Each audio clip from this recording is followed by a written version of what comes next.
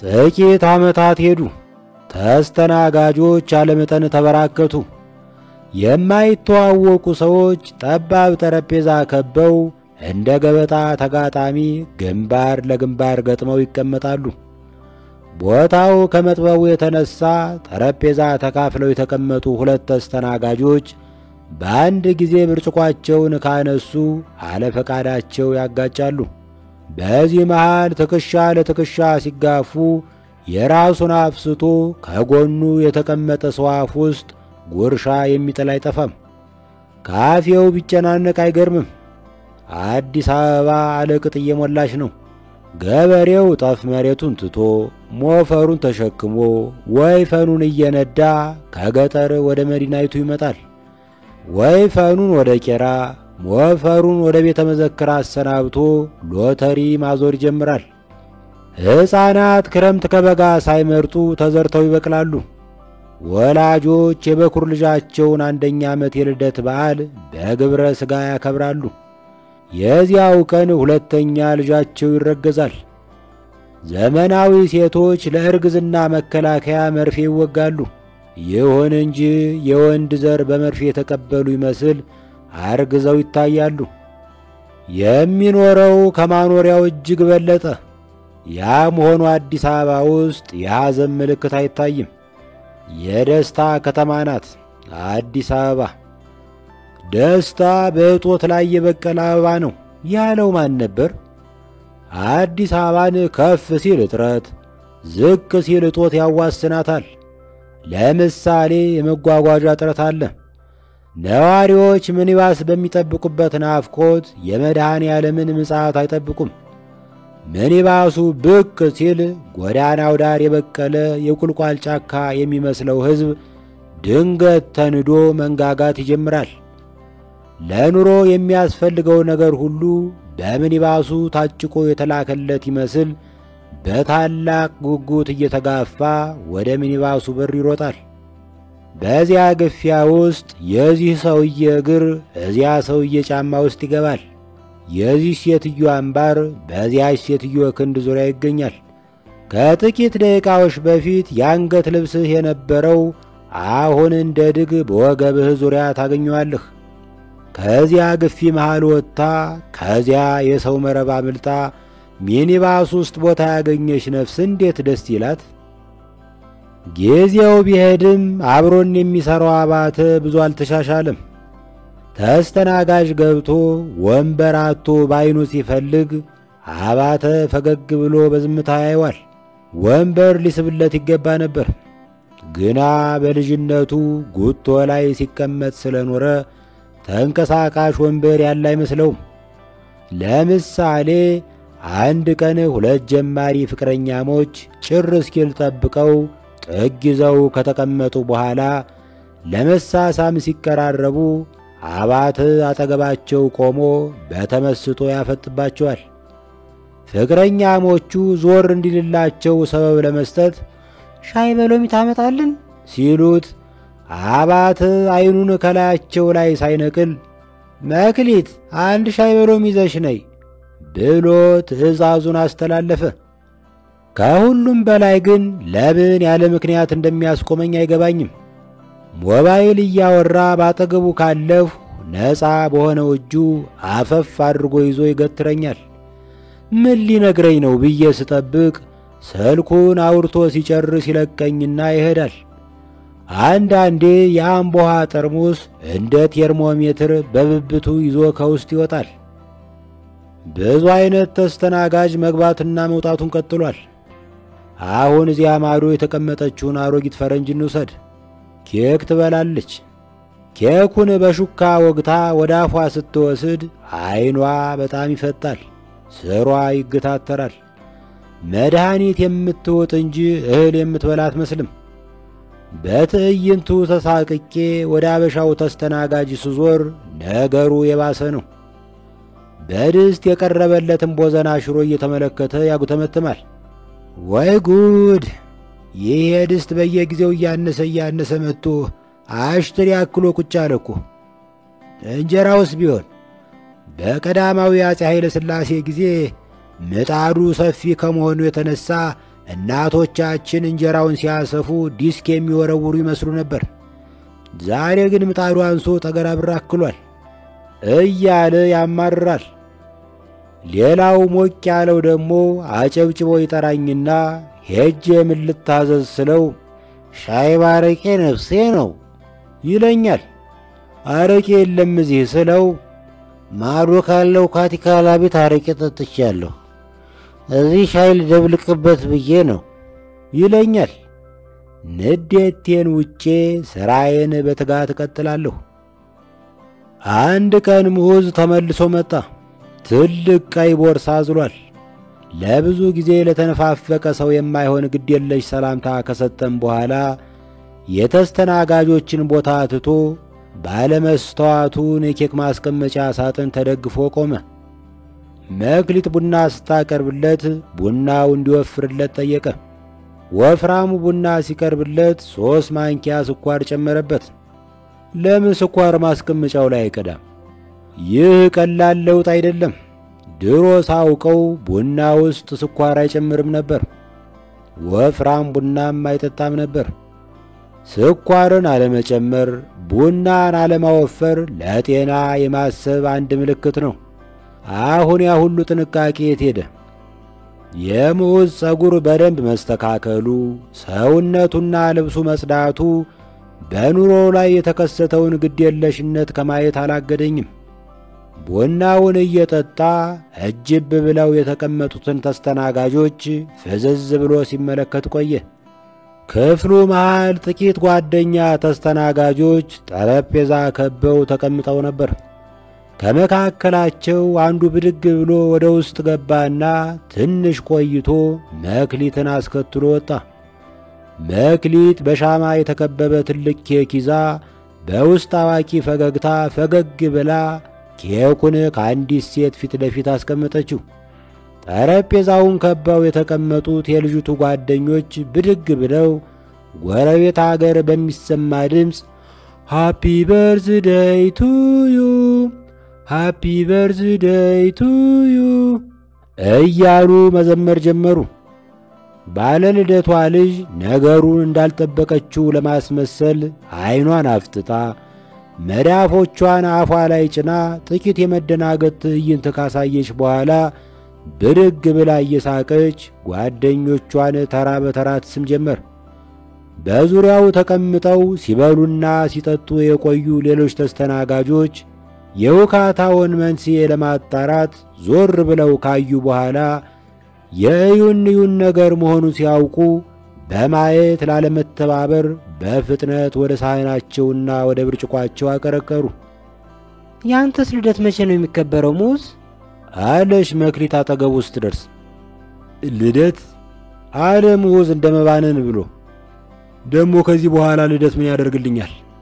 በወጣትነት ልደት ሰርፕራይዝ ሲሆን ወጣትነትን ካለፉት በኋላ ግን መርዶ ነው። እኔ ደግሞ የወጣትነትን ጣቢያ እያለፍኩት ነው። በጸጋ ከመቀበል ሌላ አማራጭ የለም። እርጅናን በቦዲጋርድ መከላከል አይቻልም። ኧረ ገና ነህ አልሁት እኩያ ስለሆንን ይዞኝ እንዳያረጅ ሰግቼ። አይምሰልህ፣ በየጊዜው ኮተቴ ሲበዛ ይታወቀኛል። እንዲያውም ልንገርህ፣ አንድ ወንድ ማርጀቱን የምታውቀው ዕድሜውን በመቁጠር ሳይሆን በቦርሳው ውስጥ ያለውን ዕቃ በመቁጠር ነው። በቦርሳው ውስጥ የአንገት ልብስ፣ ካፖርት፣ ተጠባባቂ ሻርፕ፣ ተጣጣፊ ከዘራ፣ የመድኃኒት ብልቃጥ፣ ኮምፓስ፣ የመሐሙድ አህመድ የትዝታ ካሴት የሚገኝ ከሆነ የእርጅና ምልክት ነው። ለሰርግ ለምን አልጠራህንም? ሰርግና ሞት እኮ አንድ ነው አለና ባተ ለጠየቀው ጥያቄ መልስ ሳይጠብቅ ወደ ተስተናጋጆቹ ሄደ። ሰርግና ሞት አንድ ነው? አቤት እንዴት አሪፍ አባባል ናት! ሰርግና ሞት አንድ ከሆነ ፍችና ትንሣኤ አንድ መሆን አለበት አለ ሙዝ። ከጥቂት ዝምታ በኋላ ቀጠለ። የሰርጌ ቀን ብዙ የሚታወስ ነገር የለውም። ምግብ ነበር፣ መጠጥ ነበር። ተጋባዦች ብዙ ጥሬ ሥጋ ሲበሉ አይቻለሁ እና የጥንቱ የጀርመን ቋንቋ መምህር ተጠርቶ ነበር። ብቻ እሱ ምንም የኢትዮጵያን ባህል ቢያከብር ጥሬ ሥጋ መብላት አልፈለገም እና ምን አደረገ? ከጥሬ ሥጋው ሙዳ ቆርጦ በአፉ ይዞ በላይተር እየጠበሰ በላ። ሌላ ምን ትዝ የሚለኝ ነገር አለ? አዎ፣ በእኔና በሄለን አናት ላይ ነጫጭ ርግቦች ሲያስቀምጡ ነበር። ጥቂት ቆይተው ግን ስጋ አንሷል እያሉ ሲያንሾካሹኩ ሰማሁ። እርግቦችን አርደው በጎደለ እንዲሞሉ ነገርኳቸው።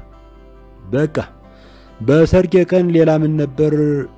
አንደኛ ሚዜ ከኮቴ ኪስ ውስጥ ሞባይልን ሰረቀኝ። የሰርጋችንን ቪዲዮ 5 ጊዜ በተደጋጋሚ በማየቴ ነው ማንነቱን የደረስኩበት። ሄለን ግን ቪዲዮውን በተደጋጋሚ በማየቴ በሰርጋችን ትዝታ የተመሰጥኩ ሳይመስላት አልቀረም። እዚህ ላይ ሄድኩ። ስመለስ ሙዝ ቀጥሏል። ቀላል የሚባል ሕይወት የለም። በአንድ ወቅት እንደ ዲዮጋን ኮተሳ ላበዛ መኖር አለብኝ ብዬ አሰብኩ። ግን ቆይቶ ጅልነት ሆኖ ታየኝ። ዲዮጋን የሚኖርበት ቀፎ ነበረው። ውሃ መቅጃ ቅል ነበረው። በቃ አንድ ቀን አንድ ትንሽ ልጅ በእፍኝ ውሃ ቀርቶ ሲጠጣ ስለተመለከተው ትርፍ ነው አያስፈልገኝም ብሎ ቅሉንም ወረወረው። ቀላል ኑሮ ይሉሃል ይሄ ነው ይሉኛል ፈላስፎች። ግን ዲዮጋን ሰው ነው። ራት ይበላል። ሌሊት ውሃ ከጠማው ምን ሊያደርግ ነው? አሽቀንጥሮ በጣለው ቅል ምትክ ጀሪካን ይገዛል። አሊያም ሌሊት ውሃ በጠማው ቁጥር ወንዝ መውረድ ሊኖርበት ነው። ለዚህ ደግሞ ብርድ ልብስና ባትሪ ሊገዛ ነው። የሌሊት ውሃ ጥራቱ ስለማያስተማምን የውሃ ማጣሪያ ማሽን መግዛት ሊኖርበት ነው። ከሌሊት ማጅራት መቼዎች ራሱን ለመከላከል ሽጉጥ መግዛት ሊኖርበት ነው፣ ወዘተ። ቅሉን በመስኮት በኩል ሲወረውረው ተጨማሪ ቁሳቁስ በበሩ በኩል ይገባል። ከሄለን ጋር መኖር እንደጀመርን አብረን የምንቀጥል አይመስለኝም ነበር። ግን ሳላስበው በኮተታ አሸነፈችኝ። አንድ ቀን ትልቅ ቁም ሳጥን ገዛች። በማግስቱ ትልቅ የቴሌቪዥን ማስቀመጫ ወደ ቤታችን ገባ።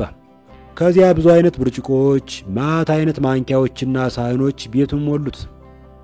አንድ ቀን ከሄለን ጋር ምርር ያለ ጠብ ተጣልተን ውጭልኝ ብዬ ጮኽኩባት። እሺ ብላ ተነሳች። ወዲያው ግን ዕቃዋን ለማስጫን የሚወስደው ጊዜና የተወሳሰበ ሂደት ሳስብ አብሬያት መኖር የሚቀል ሆኖ ታየኝ። አንዳንዴ ሳስበው ዕጣ ፈንታ የሆነ ሸክም ታሸክመኛለች። ሸክሙን ለማቅለል ብልጠትም ሆነ ጸሎት ማድረግ ከንቱ ነው። ድሮ ለምሳሌ ብዙ ጉልበት የሚባክነው በሸክም ነበር። አሁን ቴክኖሎጂ ነገሮችን እያሳነሳቸው መጣ። ትንንሽ ነገሮች ደግሞ በቀላሉ ይሰወራሉ እና ድሮ በሸክም የምናጠፋውን ጉልበት ዘንድሮ በፍለጋ እናጠፋዋለን። ከሄለን ጋራ በተጋባን በማግስቱ ከመስሪያ ቤት ስንመለስ ከግቢያችን ፊት ለፊት አንድ ሰካራም ሽንቱን ይሸናል። መሽኛው ትልቅ በመሆኑ ሸንቶ ሲያራግፍ አጠገቡ የነበረውን የመንገድ መብራት አምፖል አቃጠለው። በአደባባይ የሚሸኑ ወንዶች በአካባቢ ላይ ከሚፈጥሩት ብክለት በላይ በትዳር ላይ የሚፈጥሩት ችግር ይበልጣል። አየህ፣ ሚስቶችን አጋጣሚ ተጠቅመው የባላቸውን መሳሪያ ከሌላው ጋር ሊያወዳድሩ ይችላሉ። ሰውየው ሲሸና ሳይ ዞር ብዬ ሄለንን ባይኔ ፈለግኩ። አፍጥጣ እየተመለከተችው ነበር። የተረገመው ሰውዬ አላዛሩን አልጋረደም ነበር። ስለዚህ እኔ የሄለንን አይን ከመጋረድ ውጪ የማድርገው ነገር አልነበረም።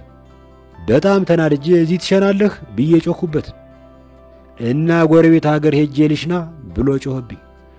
ምውዝ ወሬውን ገታ አድርጎ ወደ በረደው ቡና ቀረቀረ። እሱ ቡናውን እስኪጨርስ ድረስ እኔ ትረካውን ልቀበለው። ብዙ ሳይቆይ ምውዝ ሌሎችን ሴቶች አብዝቶ መጎብኘት ቀጠለ። ሄለን መጠርጠር ጀመረች። እሷና ሰራተኛዋ ልብሶቹን ተከፋፍለው ሲያጥቡ ሄለን ሱሪዎቹን ለምን እንደምትመርጥ አይገባውም ነበር። አንድ ምሽት ከመስሪያ ቤቱ ወደ ቤቷ ሲመጣ ሄለን የሱሪውን የኪስ ገበር እየበዘበዘች ይሄ ምንድነው ብላ ፈጠጠችበት። የቱ አለ በእጇ ያዘችውን የኮንዶ ፓኬት እየተመለከተ። ይሄ ነዋ አይንሃይም። ባጭሩ ልንገርሽ ምን መሰለሽ፣ ትላንት ከጓደኛዬ ጋራ ዋቢ ሸበሌ ሆቴል ውስጥ ስንዋኝ ቆየን። በመጨረሻ ሞቅ ብሎን ስለነበር በስህተት እኔ እሱን ሱሪ እሱ የኔን ሱሪ አድርገን ተለያየን። ዋቢ ሸበሌ ሆቴል ውስጥ መዋኛ ገንዳ የለም አለሽ ሄለን። ልክ ነሽ፣ መዋኛ ገንዳ የለም፣ ግን በቅርቡ ወንዝ ፈልቋል። ሄለን ከዚህ በላይ መቀጠል አልቻለችም። ማልቀስ ጀመረች። በልቅሷ መሃል ፋታ ስታገኝ ሌላ ሴት ጋር ሄዳል አለችው። አልሄድኩም። ማልልኝ፣ በመጽሐፍ ቅዱስ ማልልኝ። ምውዝ ቤቱ ውስጥ መጽሐፍ ቅዱስ እንደሌለ ነገራትና ከቤተ ክህነት መጽሐፍ መደብር ገዝቼ ልምጣ፣ ፍራንክ ስጪኝ አላት። ስንት ነው? 400 ብር። አንድ መጽሐፍ ቅዱስ 400 ብር? እንደዛ ነው ዋጋው። በቃ ተው፣ እንዲሁ አምናለሁ። ሌላ ጊዜ አብረው ተኝተው አንገቱ ላይ የጥርስ ምልክት ያለው ቁስል ተመለከተችና ይሄ ምንድነው ብላ ፈጠጠችበት። ወድቄ ነው አለና ጀርባውን ሰጣት። የጥርስ ምልክት ይታየኛል ብላ ጮኸች። እኮ ጥርስ ላይ ወድቄ ነው ብሎ መለሰ። በአጠገባችን የነበሩ አንድ አጭርና ረዥም ተስተናጋጅ ግብ ግብ ገጠሙ። ግብ ግብ የገጠሙበት ምክንያት የሚከተለው ነው። አጭሩ ተስተናጋጅ ወደ ካፌው ገብቶ ሰው የሚፈልግ አስመስሎ በክፍሉ ውስጥ ዝም ብሎ ይመላለሳል። ከቆንጆ ሴቶች ቂጥ በማይተናነስ መንገድ ትኩረት የሚስብ ምርጥ ሲኒከር ጫማ አድርጎ ነበር። ረጅሙ ሰውዬ የኮካ ጠርሙሱን እንደጨበጠ የአጭሩን ሰውዬ ሲኒከር ለረጅም ጊዜ አፍጥጦ ሲመለከት ከቆየ በኋላ ነፍሱ የጫማ ቁጥር ስንት ነው ብሎ ጠየቀ። 49 ሲል መለስ አጭሩ። እኔም ጠርጥሬያለሁ። ለመሆኑ ፖስታ ቤት የሚሰራ ዘመድ አለህ? ረጅሙ ቀጠለ። ለምን ጠየቀኝ? አይ ለክፋት አይደለም። ከውጭ አገር ወንድሜ እንደዚህ ያለ ጫማ ልኮልኝ ስላልደረሰኝ ምናልባት በጎና አስቀርቶት ይሆን የሚል ስጋት ተሰምቶኝ ነው። አጭሩ ሰውዬ በቃሉ ምላሽ መስጠት አልፈለገም። በኃይል ተንደርድሮ የረዥሙን ሰውዬ ወገብ አቀፈው።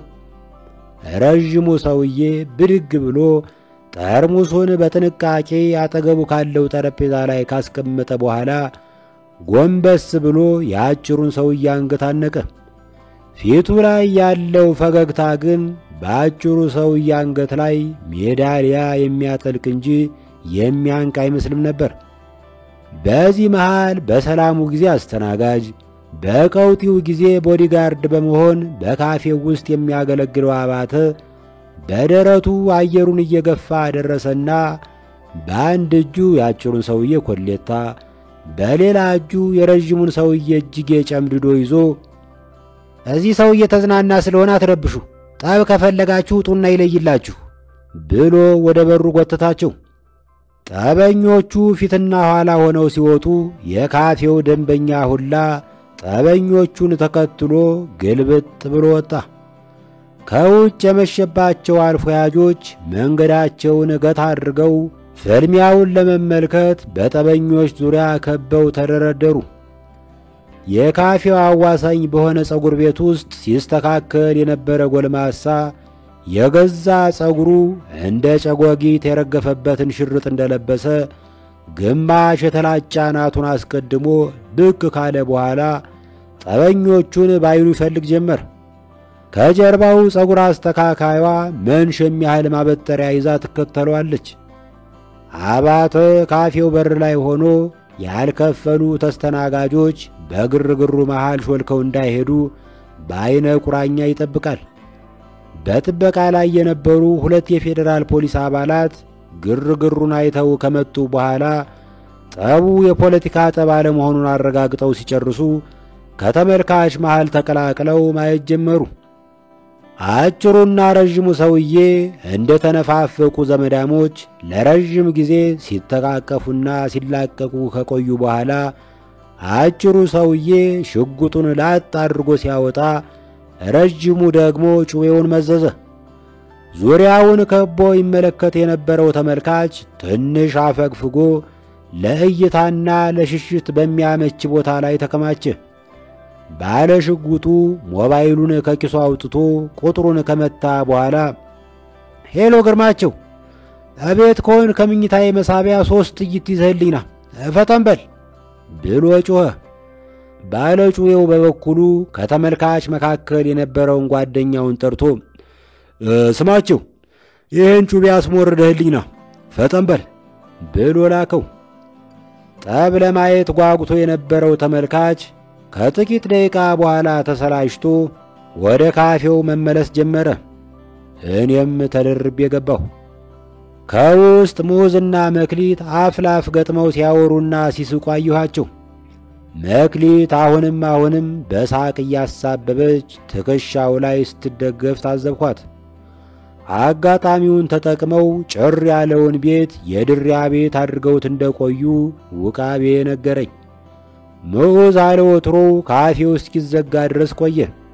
ተስተናጋጆች ቀስ በቀስ ወጥተው የካፌው ባዶ ወንበሮች በደረቀ ወንዝ ወለል ላይ የቀሩ አለቶችን መሰሉ። መክሊት ልብሷን ልትቀይር ወደ ውስጥ ስትገባ በዐይኑ ሲከተላት አየሁት። እየጠበቃት መሆኑን ጠረጠሩ። ለመታጠብና ለመልበስ አለ ልማዷ ረዥም ጊዜ ፈጀባት። እሷ እስክትወጣ እሱ እኔን በወሬ ጠመደኝ። የተወለድኩት መሃል ፒያሳ ነው አለኝ። እና ምን አባህል አድርግህ ልለው አሰኝቶኝ ነበር፣ ግን ከፈቃዴ ውጪ ጆሮዬን ሰጠሁት። አባቴ በጊዜው ከአዲስ አበባ ከሚኖሩ ጥቂት ስመጥር ሰዎች አንዱ ነበር። እንዲያውም የፒያሳው ብርሃን ተብሎ ይጠራ ነበር። ሊቅ ነበሩ ማለት ነው። እንዲያውም የፒያሳው ብርሃን የተባለው ላምባሻጭ ስለነበረ ነው። ገባኝ። የሆነ ጊዜ ላይ አባቴ ሀብታም ሆነ፣ ግን የኑሮ ነገር አልሆነለትም። መጠጣት፣ ሴት መተኛት፣ መደባደብ ሆነ ሥራው። አባቴ አጭርና ቅንዝረኛ ስለነበረ ሰዎች ስንዝሮነቱንና ቅንዝረኛነቱን አስተባብሮ የሚገልጽ ስም ሰጡት። ቅንዝሮ ብለው ጠሩት። የድሮ ቅጽል ስሙ ተረሳ። አንድ ቀን በሚጠጣበት ቤት ውስጥ በተፈጠረ አምባጓሮ በድንጋይ ተፈንክቶ ሞተ። አብሮ አደግ ጓደኛውም በዕለቱ አብሮት ሞተ። አየህ፣ ጓደኛ መስተዋት ነው የተባለው ተረትና ምሳሌ እውነትነቱ የገባኝ ያኔ ነው። አዎ፣ ጓደኛ መስተዋት ነው፣ ከሚወረወር ድንጋይ አያስጥልህም። የአባቴ ጓደኛ መቼም በጣም ሊቅ ነበር። አንድ ሊቅ ከሞተ አንድ ቤተ መጽሐፍ ተቃጠለ ማለት ነው ሲባል ሳትሰማ አትቀርም። አባዬ ግን ከመጠጣት በቀር ምንም አያውቅም። ምን ታደርገዋለህ? አንድ ቤተ መጽሐፍ ሲቃጠል ከጎኑ ያለ ጠጅ ቤት አብሮ መቃጠሉ አይቀርም። ደከመ መሰል። ኧረ እየሰማሁ ነው። አባዬ ከሞተ ከጥቂት ጊዜ በኋላ እማማ ታማ ሆስፒታል ገባች። ወደ ውጭ አገር ሄዳ እንድትታከም ተወሰነ። ከዚህ አሜሪካ ለሕክምና በሄደችበት በዚያው የፖለቲካ ጥገኝነት ጠየቀች።